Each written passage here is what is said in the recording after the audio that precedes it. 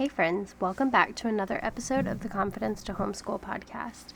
Today I have for you a couple of things with kids and chores that have actually made my day go so much smoother.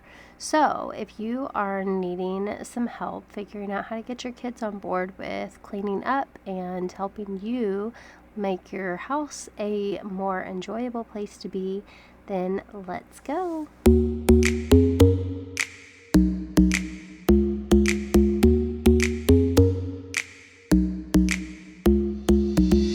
Welcome to the Confidence to Homeschool podcast with me, Kelsey Shalane. I'm a lover of all things Jesus, an exceptional wife to an exceptional husband, and a homeschooling mama of 4. Together, let's trade in those insecurities and questions of if you can homeschool for the confidence that homeschooling was the right decision for you. Through simple homeschooling techniques, growth in God, and small mindset shifts, we have the power to change generations and set our kids' hearts tuned to the Lord and a love of learning. So grab your lukewarm coffee, because who gets to drink it hot anyways, and let's shave off years of that how to homeschool learning curve. All right, friend. So I have a dear friend named Kathy. She is absolutely great and wonderful. She's literally one of the smartest people I know. She has really been on me about making chores a part of my homeschool curriculum.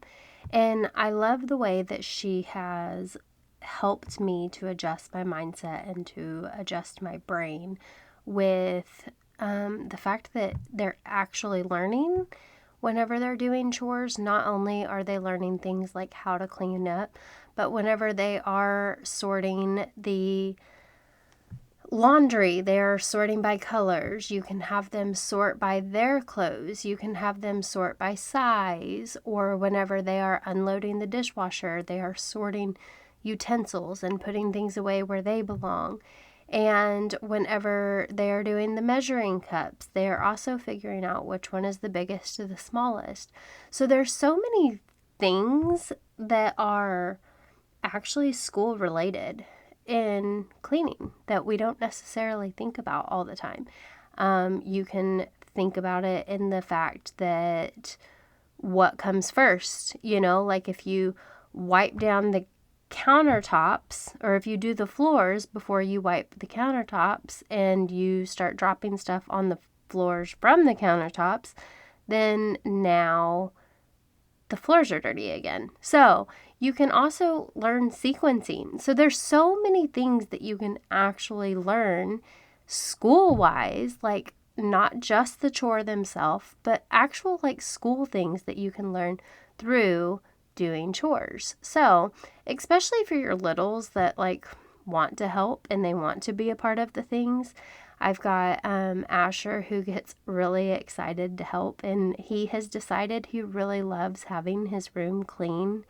And we had, during the house fire, we had in our first rental a wonderful housekeeper, and she would come in and she would decorate their room almost like Elf on the Shelf, She would decorate their room with like fun little things that the kangaroo would be reading, or Spider-Man would be saving somebody and hanging from the fan. Like, he took that and he ran with it, and he has enjoyed it. And so now he decorates his room the same way whenever it's time for him to go and clean up. So he knows how to decorate how to clean his room, and he knows how to sort those things. But there's plenty of other places in the house that they can help clean also. So today I wanted to run through a couple of those things for you, as far as like things that I have just implemented throughout my day with kids and chores that have made my life so much easier, 1, and 2, ways to be thinking about chores not just as the chore themselves, but as math and sequencing and reading and all of the things. All of those can be done with hands-on chores activities. So it's not just you're getting a cleaner house, you're killing 2 birds with 1 stone, which is incredible to me. I'm always down for multitasking, getting things accomplished, more than one thing at a time. So One of the things that I have implemented in, I think I've talked about this in another episode before, is tidy cues. Every day after school, and I mean, pretty much essentially every day, we do a tidy cue.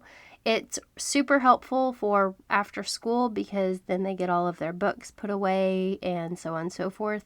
If you didn't hear my last episode of how to stay sane while homeschooling, that is episode, I think, 22. And tidy cue is one of the things that help me to stay sane. But I finish school with everybody. I take about a 45-minute break where I'm sitting and doing nothing that uses my brain. I'm literally just giving my body 45 minutes to rest and relax before I have to move on to the next thing. And one of the first things that we do after that 45 minutes to an hour of me just having a moment to myself and everybody having some downtime is a tidy cue. Some of the things I expect from my kids for their age groups. So Addison is 10, Asher is 6, Elijah is 5, and Aiden is 18 months. And so some of the things that I expect from them, even my baby, I can tell him to go put his toys in his bedroom, and he knows to go put the toys in the bedroom. Now, whether he does it every single time or not is totally a completely different story. But even down to that age, you can start teaching them what it's like to help clean up and do the things around the house. I know that whenever I started implementing a tidy cue, that it's just easier sometimes to just do it all yourself. But then I had to exchange the thought process of doing it myself means that I will always have to do it. But if I can stop and I can take the time to actually teach them to do it, then that takes so much off of my plate. And as I continue to live in a world where I'm putting more on my plate, because I'm starting to be able to do things more for myself and be able to do things more that I love. I have so many plans for this podcast and for being able to help you mamas out that if I am going to put all of those into place, there's going to have to be time somewhere throughout my day that I can make those things happen. And so if we are all learning together how to clean and we are all learning together how to keep up with this house, then guess what? I suddenly have a little bit more time on my hands than I did before. So a tidy cue has been a huge thing. At the very beginning of a tidy cue, I needed to figure out what are the things that I'm doing every day whenever I'm like, okay, this house needs to be picked up. What are the things that I'm doing each and every day when that occurs to me that it's time to get up and clean? And then from those things, what can the kids do? So here's what I came up with. I came up with clear off the table, get all of the trash, throw it in the trash, all of the dishes go in the sink. That's one of the things. 2, all of the shoes go to the front door. So somebody, that's their job.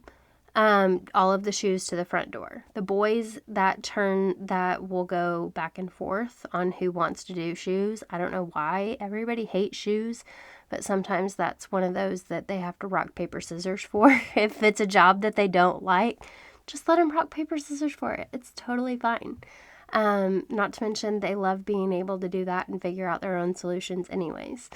Addison always goes and first cleans the couch. So anything that's on the couch gets taken off the couch, and it's up to the boys to be able to put any toys back where they go. But she folds the blankets and puts the pillows back where they need to be. And then, so I told you someone does the shoes, someone also does the toys. So whoever doesn't do shoes normally does toys. And then Aiden gets in on that action. My toddler, he gets in on the taking toys to the room by himself. The other thing is everybody needs to push in the chairs around the table. And then if we have done school that day and school is out, everybody needs to pick up their school stuff and put it over on the counter to where I can put it up in the cabinet where it all belongs. And then after all of that is done, my kids then we go to the kitchen. I originally, because I had real problems with allowing myself to give control over to my kids, I have had to really step myself into this. So if that's a thing for you and you have a hard time relinquishing control for chores, totally and completely fine. You're not alone. But I promise you, oh my goodness, once you get them to start helping you out, it's so incredibly worth it. And it's so incredibly much more worth it whenever you have a routine and a system to go with it, to where you can literally just say, tidy queue, and everybody springs into action and everybody knows what it is that they are doing. So I'm in a rabbit trail for a second. Sorry guys, but you need to know this.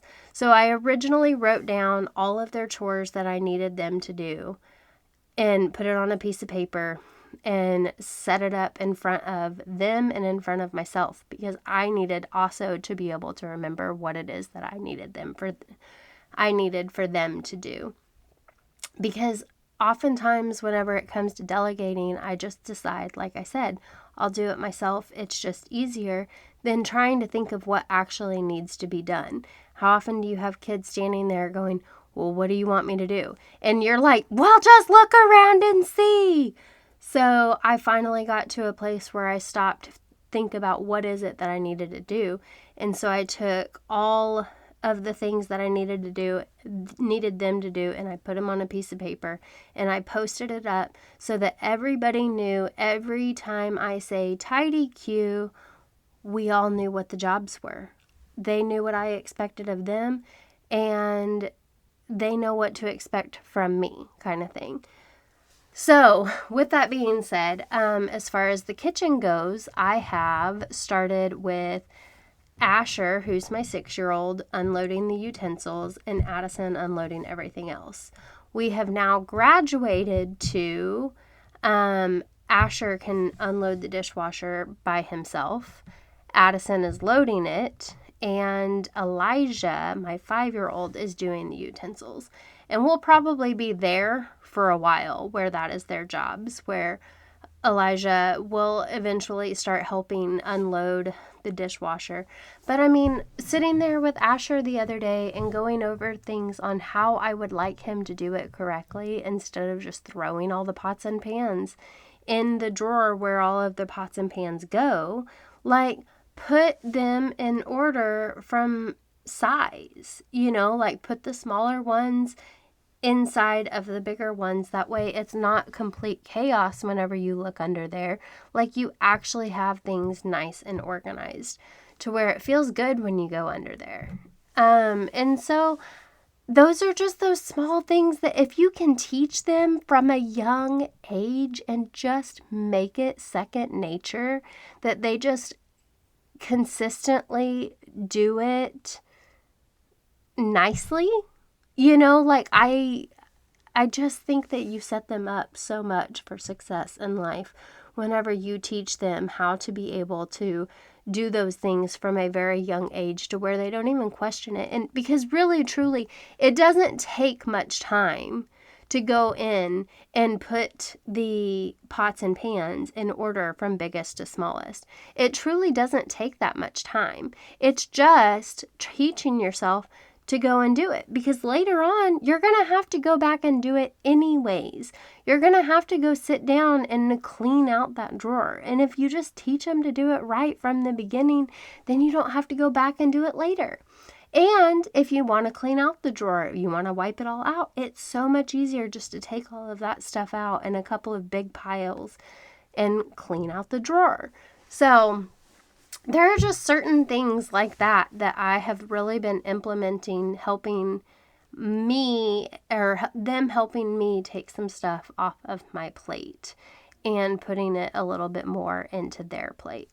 And they're loving it. They're really enjoying the ability to take it and run with it, you know, and that makes them feel confident. It makes them feel like they're capable of doing things. If you are looking for a way of building confidence, this is a good way of doing it. Having them be productive members of the family in a fun way. We always, always, always turn on YouTube and listen to music videos and dance, and I try to make it fun to where cleaning is just not this another thing. You could do an audiobook while you're cleaning, totally and completely fine. Whatever it is that you guys enjoy as a family, if you have a certain song that you guys clean to every single time, it's so funny. I used to clean always to, I don't know if you have any idea what this is, but Julie and the Phantoms from Netflix. I absolutely love that show. And I used to put the same playlist on each time I cleaned. And so now if I put that playlist on, it's like my body just naturally gets up and starts cleaning because I'd listened to the same songs for so long whenever I was cleaning. It just became a thing that my body went with. So if you need a cleanup song, do a cleanup song. Whatever you need in order to make a tidy queue work, but I promise implementing a tidy queue into your day is going to make your life so much easier, and I promise handing some control over to your kids and allowing them to do those things, especially as a homeschool curriculum, you know, putting them part of the homeschool curriculum. Oh, I need to go back to that. Okay, so as far as putting cleaning as part of your homeschool curriculum, you can pick a place per month. So it took me about a month to get Addison loading the dishwasher the way that I wanted her to load it. You can take a month to do the kitchen, you know, show them how it is to wipe down the countertops, show them how it is to load the dishwasher, show them how it is to wipe down the cabinets, show them how to clean out the refrigerator, and then when's the best time to clean out the refrigerator, sequencing again. If I have an empty dishwasher, it's a good time to clean out the refrigerator instead of choosing to clean out the refrigerator in the middle of the dishwasher loading and we're all about to go to bed. You know, like just sequencing and timing of things and how to make a household work. Because I tell them all of the time, I'm like, you're going to grow up someday, and whether the household is yours and yours alone or you have other people and families in it, which is more likely, you're going to need to know how to run things. I think it's important for the boys to know how to clean just as well as I think it's important for the girls to know how to clean. So I just think that it's great. It's been a lot of fun being able to implement them into chores and being able to get things done on such a quicker level. But I really needed not so much I felt bad because I was like, I'm a stay-at-home mom. I should be able to stay on top of this. I needed how it's helping them school-wise to be my motivation for really allowing them to take that task off of my plate. You know, like I kind of needed to know what more it was going to do for them other than the fact that I was just making them clean. I needed to know that it was going to give them more. So, all right, that is it on this episode. I hope that you will implement a tidy queue. If you have not jumped into our Facebook group yet, go ahead and head on over there. I'm going to be making a post and asking you what your tidy queue is going to look like. So make sure that you are making your own tidy queue, and please let me know how that works for you. If this works in all the homeschool families, if it makes everybody's life easier, then yes, please. So, all right. So to jump into our Facebook group, I'm working on getting content loaded to you guys, and I hope that it's just a great place for everybody to be able to connect and grow and enjoy each other. And share it with a friend. Share this episode with a friend. If you have somebody who is struggling keeping all the things together and you guys have recently talked about chores and they're having a hard time letting go of that control like I was. I mean, I had a friend tell me a million times, just wait till you give up dishes to the kids and you don't have to do them anymore. You're going to be amazed at how life-changing it is. And she was so incredibly right. It's worth it. It's worth it to give them that control. So, all right, have the very best day. Thanks, guys.